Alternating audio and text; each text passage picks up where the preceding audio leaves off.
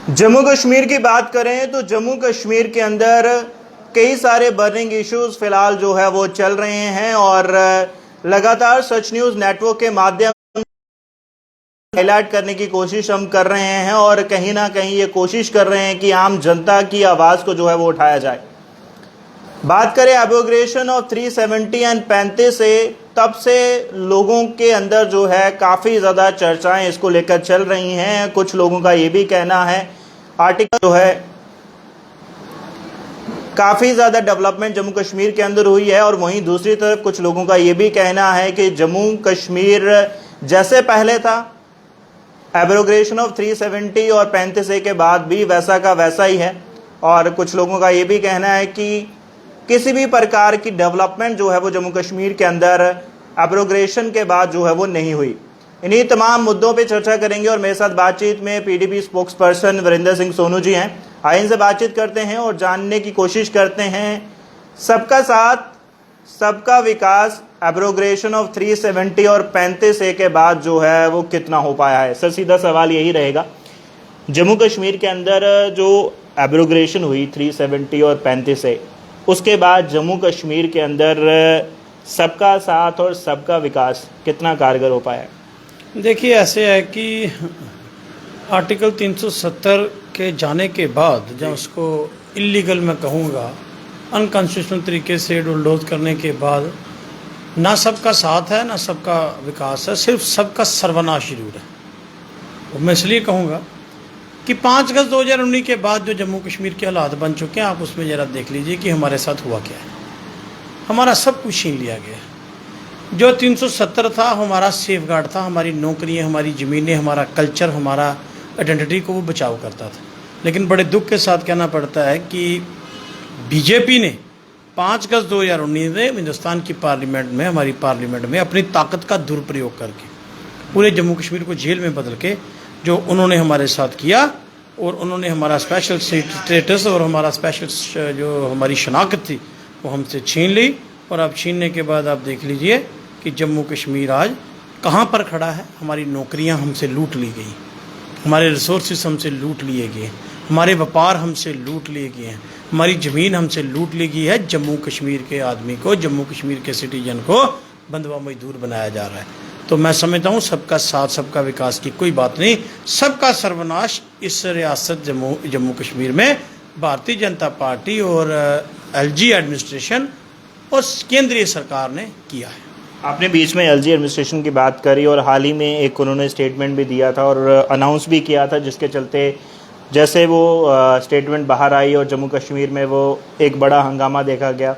LG साहब ने कहा कि तमाम वो लोग जो प्रधानमंत्री आवास योजना के तहत आते हैं उन सभी को 5-5 मरले का प्लॉट जो है वो दिया जाएगा। इसको लेकर आपकी क्या राय है? आपने कभी एलजी साहब से सवाल किया कि ये प्रधानमंत्री आवास योजना की गाइडलाइन बता दीजिए क्या है? कभी किया? कभी किसी मीडिया वाले? यही बात है ना, वो बताएंगे नहीं। पहले तो मैं आपको बताऊंगा कि प्रधानमंत्री आवास योजना है क्या।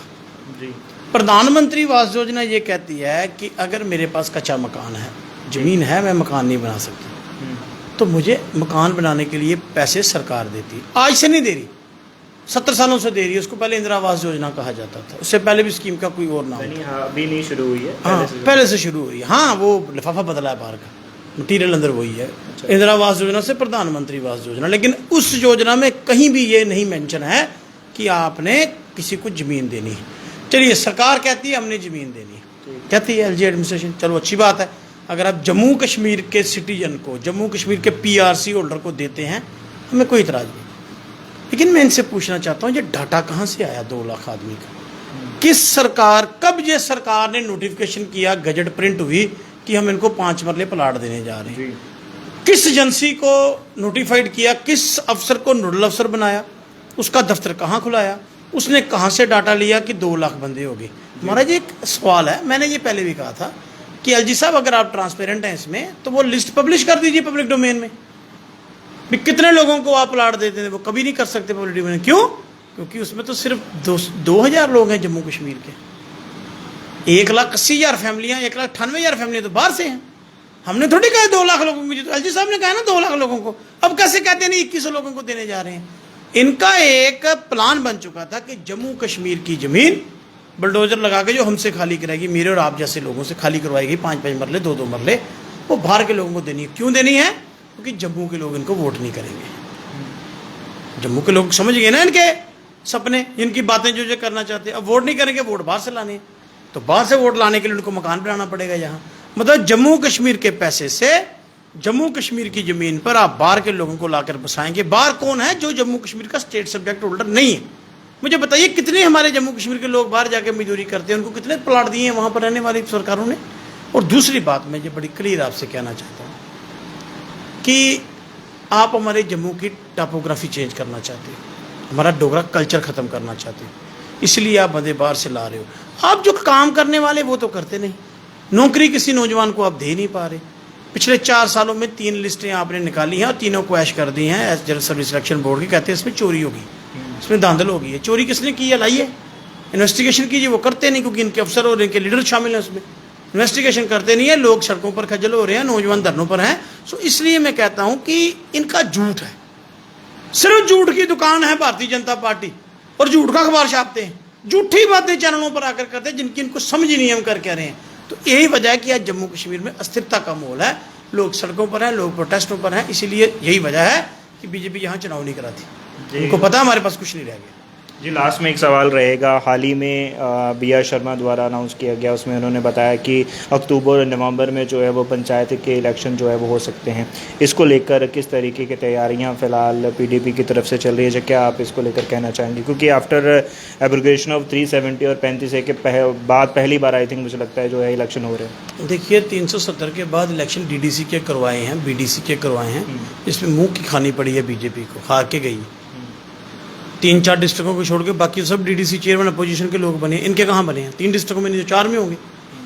बाकी तो इनकी पार्टी के लोग नहीं ना बन पाए, तो ये चुनाव कराएंगे कैसे? दूसरी बात, जो पंचायत पार्टी पॉलिटिकल पार्टियों का काम है चुनाव लड़ना, जैसे बाकी लोग लड़ेंगे हम भी लड़ेंगे, हमारी पार्टी की भी तैयारी है। लेकिन मैं ये पूछना चाहता हूँ, आप असेंबली करा सकते हो, म्यूनसिपलिटी करा सकते हो, पार्लियामेंट करा सकते हो, डीडीसी करा सकते हो, बीडीसी करा सकते हो, तो असेंबली का चुनाव क्यों नहीं कराना चाहते? बताइए ना। बाकी 5 इलेक्शन में माहौल ठीक है, तो असेंबली के इलेक्शन में हालात बिगड़ जाते हैं। ये एक दोहरा मापदंड है। क्यों? क्योंकि इनको पता है जम्मू के लोग हमें वोट नहीं करेंगे। जब जम्मू के लोग वोट नहीं करेंगे तो जीतेंगे कहाँ से? पूरे देश में जम्मू कश्मीर को बेचना है, तो इस जम्मू कश्मीर से हार के यहाँ तो जमानतें जब्त होनी है इनकी। ये 50 पार कहते हैं, लखनपुर से पार जाने, कौन देगा वोट इनको? आज स्मार्ट मीटर, मुझे बताइए कितनी ऑर्गेनाइज लूट है लोगों की। स्मार्ट मीटर 2 साल पहले जो आपने मीटर लगाया है वो आज बूढ़े हो गए जो 2 आपने स्मार्ट मीटर लगाने चाहिए। एक बहुत बड़ा स्कैम है, लूट है, इसकी इन्वेस्टिगेशन होनी चाहिए।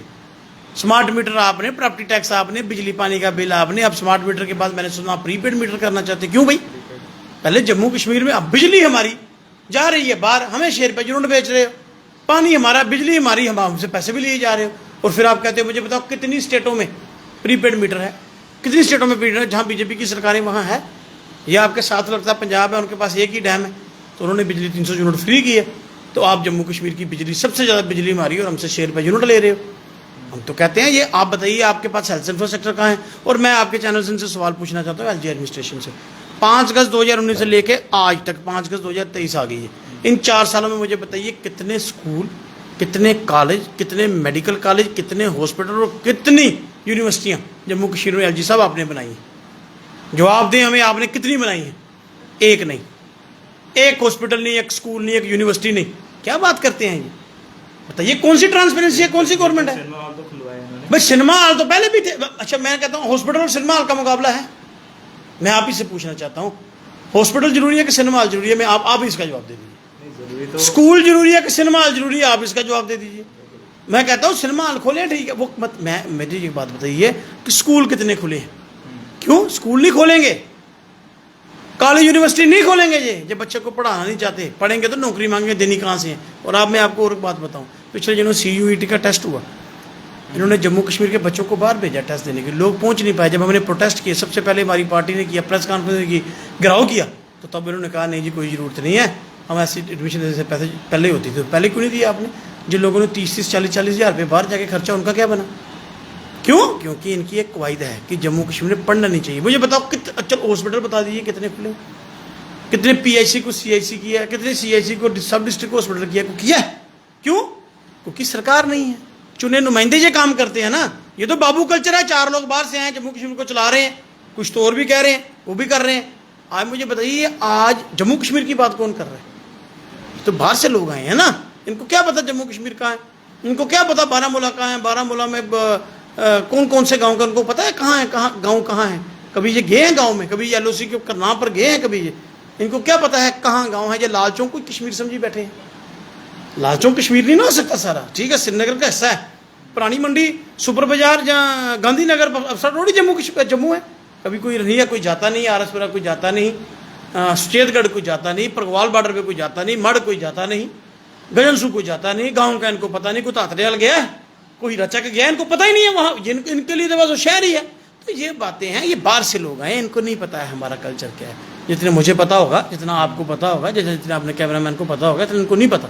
आपकी रिश्तेदारी गाँव में होगी, मेरी रिश्तेदारी गाँव, मुझे पता गाँव के आदमी की क्या मुश्किल आता है, इनको लेना देना किसी से कुछ नहीं है। तो हम ये कहते हैं, ये जो ब्यूरो तंत्र का जो राज है, इसको निजात दिलाइए, जम्मू कश्मीर में डेमोक्रेसी बात की। यानी आपके कहने का मतलब है PDP कहीं ना कहीं जम्मू कश्मीर के लोगों के हालातों को, उनकी प्रॉब्लम्स को समझती है।